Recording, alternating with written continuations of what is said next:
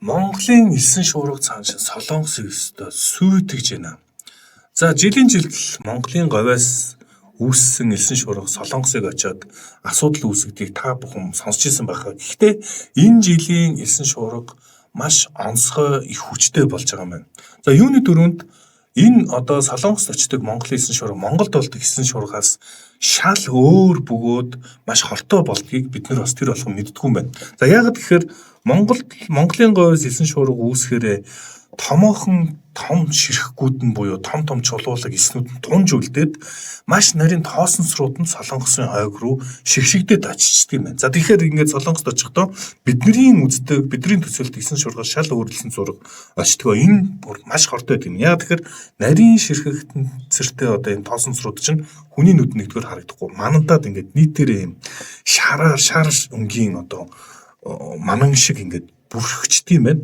За ийм ман Солонгосын машинуудын хорт утаатай холилдоо, за ажиудрийнх нь хорт утаануудтай холилдоод, за ингээд маш хүчтэй агаарын бохирдол бий болгодог юм байна.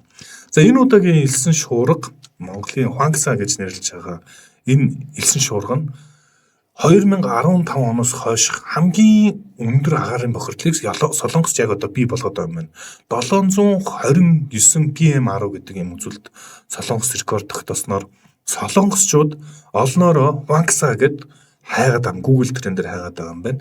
За энэ 200 мянган хайлтаар солонгосчуудын хамгийн гол ярианы сэдв яг одоогоор болоод байгаа юм байна л да. За нэг юм сонирхуулж хэлэхэд энэ элсэн шуургыг Монголын элсэн шуурга гэж бас нэрлэдэг.